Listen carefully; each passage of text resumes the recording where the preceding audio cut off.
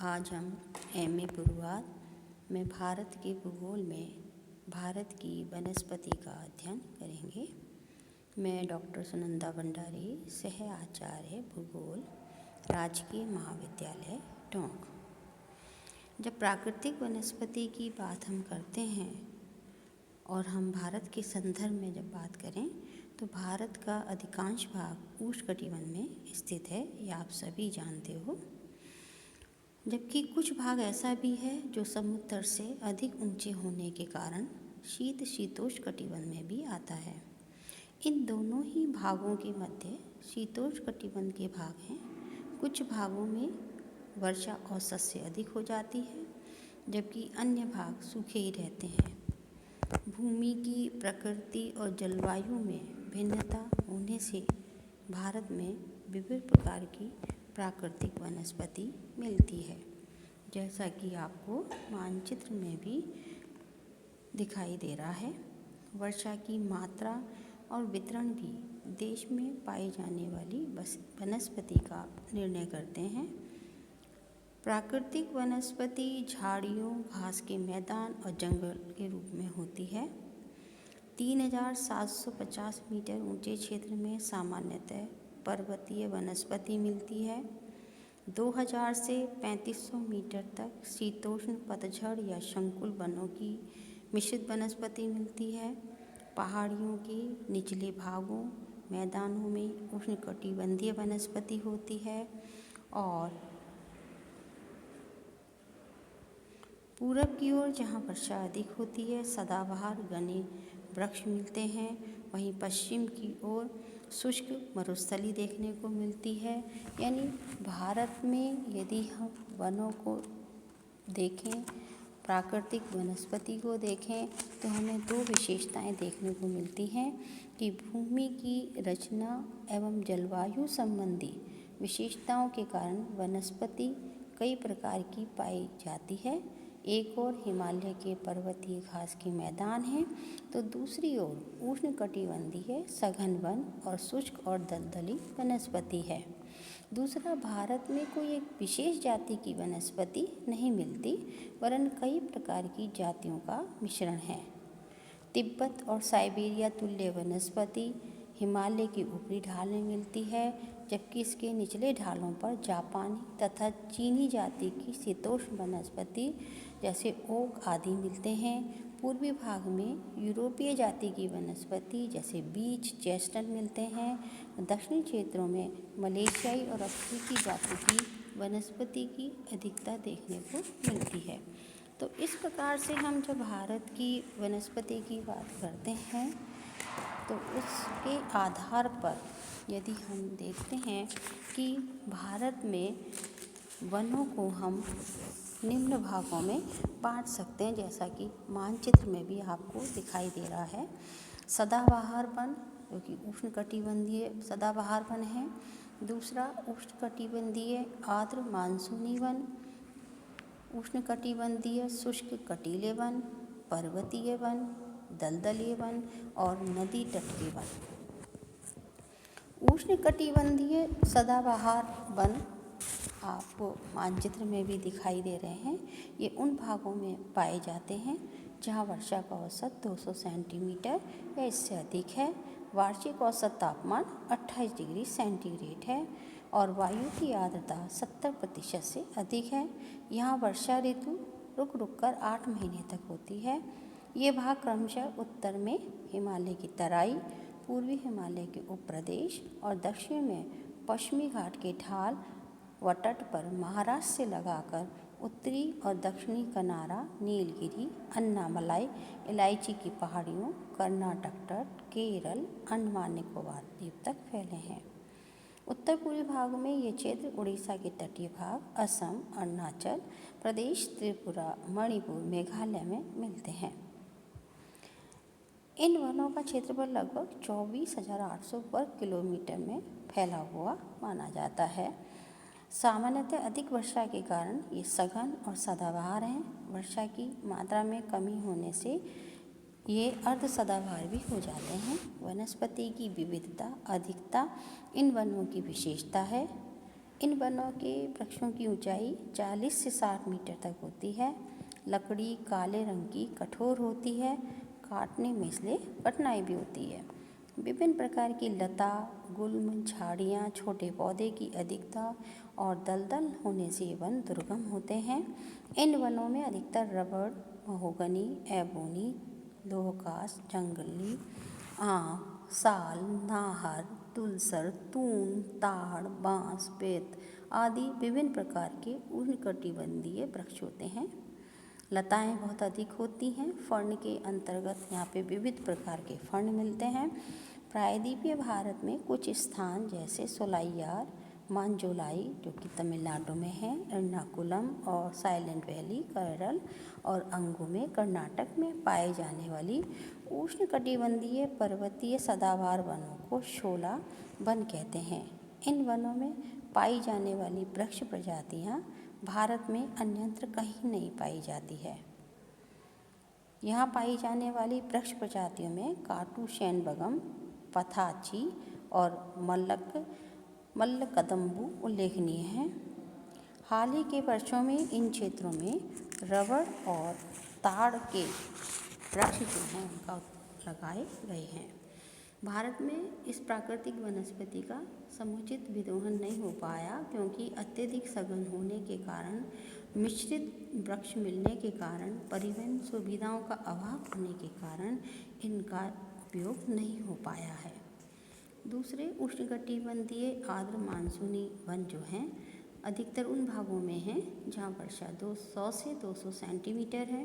औसत वार्षिक तापमान 26 से 30 डिग्री सेल्सियस है। आर्द्रता 60 से 80% है। ग्रीष्म ऋतु के प्रारंभ में वृक्षों की पत्तियाँ झड़ जाती हैं जिससे उनकी नमी नष्ट ना हो सके, इसलिए इन्हें पतझड़ वन भी कहते हैं।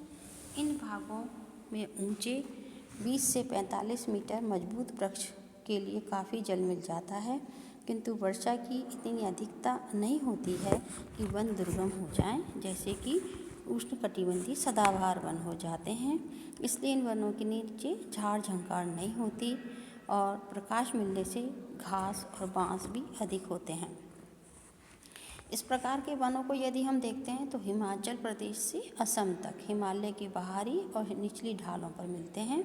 उत्तर प्रदेश, उत्तराखंड, बिहार, झारखंड, उड़ीसा, पश्चिमी बंगाल, दक्षिण में पश्चिमी घाट के पूर्व से लगाकर मध्य प्रदेश, छत्तीसगढ़, महाराष्ट्र, तमिलनाडु, कर्नाटक के अधिकांश आर्द्र पठारी भाग और पूर्वी केरल के शुष्क भागों में कुमारी अंतरिक्ष तक ये मिलते हैं। मानचित्र में ये वन आपको दिखाई भी दे रहे हैं। इन वनों में महत्वपूर्ण सागवान, साखू, साल, कुसुम, बांस, पलास, हल्दू, हरबहेड़ा, आंवला, अंजन, अंजू, जारुल, शीशम, लाल और सफ़ेद चंदन की लकड़ियाँ मिलती हैं। मूल्यवान लकड़ियाँ, इमारती लकड़ियाँ, साल और सागवान यहीं से प्राप्त होती हैं। इन वनों को सुरक्षित वनों की श्रेणी में रखा जाता है। मध्य प्रदेश के पठारी भाग, महाराष्ट्र के चंद्रपुर जिले के सागवान लकड़ी के लिए विख्यात हैं। अधिकांश लाख की झारखंड, बिहार, छत्तीसगढ़, मध्य प्रदेश के दूध वाले वृक्ष पीपल, वटवृक्ष, पलाश आदि से प्राप्ति होती है। इसके अतिरिक्त इमली, शीशम, यूजेनिया आदि वृक्ष भी मिलते हैं। इन वनों से ही मूंज, खसखस, कांस आदि घासें प्राप्त होती हैं। इन वृक्षों के नीचे झाड़ी लता का अभाव होता है। ये वन आर्थिक दृष्टि से काफ़ी महत्वपूर्ण होते हैं। ये मानसूनी वन भी कहलाते हैं। तीसरा, उष्णकटिबंधीय शुष्क कटीले वन, जिन भागों में 50 से 100 सेंटीमीटर वर्षा, आर्द्रता 50 से 60%, तापमान 20 डिग्री से 35 डिग्री सेल्सियस रहता है, ये वन मिलते हैं। यहाँ वर्षा सीमित होने से छोटे पतझड़ वाले वृक्ष मिलते हैं। इन वृक्षों की साधारणतः ऊंचाई 6 से 9 मीटर होती है। यहाँ विशेषतः ऐसे वृक्ष और झाड़ियों की अधिकता है जो जल की कमी सहन करने में सक्षम होते हैं।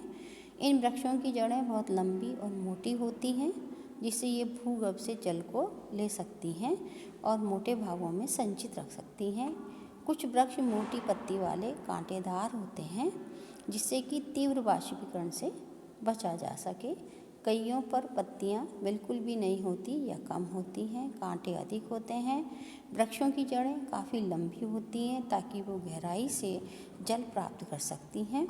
सूर्य की तेज किरणें कांटों की नोक द्वारा जल का बहुत कम मात्रा में वाष्पीकरण कर पाती हैं। इन कांटों के कारण ये पशुओं के खाने से भी बच जाते हैं।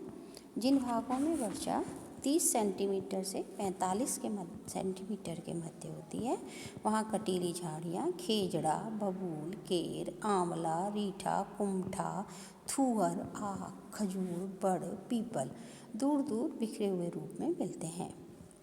उत्तरी भारत में इस प्रकार के वन दक्षिणी पश्चिमी पंजाब, हरियाणा, राजस्थान, दक्षिणी और पश्चिमी उत्तर प्रदेश में मिलते हैं। दक्षिणी प्रायद्वीप के शुष्क भागों में आंध्र प्रदेश, कर्नाटक, गुजरात, महाराष्ट्र के आंतरिक भाग में भी इसी प्रकार के वन मिलते हैं। इन वृक्षों की लकड़ियाँ मुख्यतः ईंधन के काम में आती हैं। कुछ का उपयोग जैसे शीशम, देसी सागवान, नीम, बबूल, रोहीड़ा का इमारती काम में उपयोग लिया जाता है। इन वनों से कत्था, गोंद, कैर, सागरी, अनेक प्रकार की जड़ी बूटियाँ, देशी दवाइयाँ, खसखस आदि प्राप्त किए जाते हैं। घास का यहाँ पे प्राय अभाव मिलता है। पर्वतीय वन ये देश के पर्वतीय भागों में पाए जाते हैं। इन्हें उत्तरी हिमालय वन या दक्षिणी प्रायद्वीपीय वन में डिवाइड किया जाता है। उत्तरी हिमालय वन में ये वन हिमालय के दक्षिणी ढालों पर पाए जाते हैं। पूर्वी हिमालय में वार्षिक वर्षा का औसत पश्चिमी हिमालय की अपेक्षा अधिक है। फलस्वरूप पूर्वी हिमालय में सघन वन मिलते हैं। हिमालय का पूर्वी भाग कर्क रेखा समुद्र से अधिक निकट है, साथ ही इस भाग में वर्षा अधिक होती है, जबकि हिमालय का पश्चिमी भाग न केवल कर्क रेखा से अधिक उत्तर है, बल्कि यहाँ महाद्वीपीय जलवायु का भी प्रभाव देखने को मिलता है। वर्षा की मात्रा भी कम है। यही कारण है कि इन दोनों भागों की वनस्पतियों की पेटियों की ऊंचाई और सघनता में अंतर देखने को मिलता है। वस्तुतः हिमालय क्षेत्र में बढ़ती ऊंचाई के साथ उष्णकटिबंधीय वनस्पति से लेकर अल्पाइन प्रकार की वनस्पति का अनुक्रम देखने को मिलता है। जैसे हिमालय के सबसे निचले भागों को हम देखें तो गिरिपाद में हमें सदाबहार वन दिखाई देते हैं। पश्चिमी बंगाल, बिहार, उत्तर प्रदेश, उत्तरी पूर्वी भारत की हिमालय की पर्वत श्रृंखलाओं में 1000 से 2000 मीटर की ऊंचाई तक नम शीतोष्ण प्रकार के ऊंचे सघन वन मिलते हैं। इनमें ओक और चेस्टनट के वृक्षों की बहुलता है। यहाँ गिरिपदों में विद्यमान साल के वन भी आर्थिक महत्व के हैं। हिमालय के दक्षिण ढालों पर 2000 से 3000 मीटर की ऊंचाई के आर्द्र शीतोष्ण वन पाए जाते हैं। इनमें चौड़ी शंक्वाकार पत्ती वाले वृक्ष ओक, लॉरेल, चेस्टनट, चीड़, फर, स्प्रूस, देवदार, चिनार, अखरोट मिलते हैं। 3000 से 4000 मीटर की ऊंचाई पर सिल्वर फर, जुनिपर, चीड़, बर्च एवं रोडोडेंड्रोन आदि वृक्ष मिलते हैं। हिमरेखा के निकट पहुंचने पर इन वृक्षों का विकास रुक जाता है, इनमें गांठें पड़ने लग जाती हैं। दक्षिणी प्रायद्वीपीय वन में हम जब देखते हैं तो नीलगिरी, अन्नामलाई, पालनी की पहाड़ियों, महाबलेश्वर, पश्चिमी घाट के उच्च भागों, सतपुड़ा और मेकाल की पहाड़ियों पर ये वन मिलते हैं। इन भागों में घास के मैदान, सदाबहार वन तथा झाड़ियाँ उगी हुई मिलती हैं। इन भागों में यूकलिप्टस के वृक्षों का रोपण किया गया है। दक्षिण में नीलगिरी और पालनी की पहाड़ियों में 1075 से 1525 मीटर की ऊंचाई पर आर्द्र वन मिलते हैं। इससे कम ऊंचाई पर चौड़ी पत्ती वाले वृक्ष, इससे कम ऊंचाई पर मिश्रित वन मिलते हैं। सहादरी, सतपुड़ा, मेकाल की पहाड़ियों पर भी इसी तरह के वन पाए जाते हैं। नीलगिरी, अन्नामलाई, पलानी की पहाड़ियों पर 1500 मीटर की ऊंचाई पर मिश्रित वन पाए जाते हैं, जिन्हें स्थानीय लोग शोला कहते हैं। शोला वन घने होते हैं और उनमें कई प्रकार के आदि पादप, काई और फर्ण पाए जाते हैं। पांचवें प्रकार का दलदली वन, ये उष्ण और उपोष्णकटिबंधीय क्षेत्रों में पाई जाने वाली वानिकी पारिस्थितिकी व्यवस्था है। ये बड़ी तादाद में पौधे, जीव जंतुओं की ऐसी प्रजातियों के संग्रहण क्षेत्र होते हैं जो लंबे विकास के क्रम में आपस में संबद्ध रहते हैं, जिनमें क्षार सहन करने की उल्लेखनीय क्षमता है। ये समुद्री तट के स्थिर करती है, समुद्र द्वारा हो रहे कटाव से तटबंध की रक्षा करती है। इस प्रकार के वन उन भागों में मिलते हैं जहाँ समुद्र तट पर ज्वार भाटा के कारण खारा जल पैदा हो जाता है। यहाँ की मिट्टी भी दलदली होती है, इसलिए ऐसी वनस्पति होती है जिसकी जड़ें सदैव नमकीन जल से डूबी रहती हैं और इनसे शाखाएं निकलकर चारों ओर फैल जाती है। ये वृक्ष ऊंचे सदाबहार हरे भरे होते हैं। इनमें मुख्यतः हेरोटोरिया, नारियल, ताड़, बेंत, बांस, सरप्लोस, रोजोफरोरा, सोनेरीटा, फोनिक्स, सुंदरी आदि किस्म की वनस्पतियां हैं। भारत में पूर्वी तट पर गंगा का डेल्टा, तमिलनाडु, आंध्र प्रदेश के तटवर्ती जिले, महानदी कृष्णा गोदावरी के डेल्टा में ये मिलते हैं। सुंदरवन में सुंदरी नामक वृक्ष की बहुतायत है। इनकी लकड़ी नाव बनाने के काम में लाई जाती है।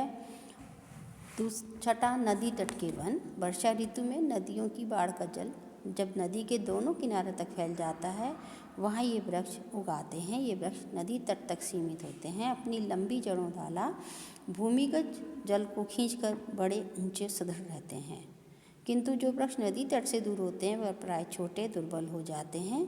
मुख्यतः बबूल, शीशम, जामुन, महुआ, नीम, आम, शहतूत, पीपल, इमली, खेर इसी प्रकार के वृक्षों में हैं। ऐसे वन पंजाब से लगाकर असम तक मिलते हैं। चूँकि नदी तट की भूमि में खेती अधिक की जाती है, अतः ये वन कम घने होते हैं। इन्हीं से किसान अधिकतर अपने लिए ईंधन की प्राप्ति करता है। तो इस प्रकार भारत की वनस्पति में वन संपदा की विविधता के बारे में हमने अध्ययन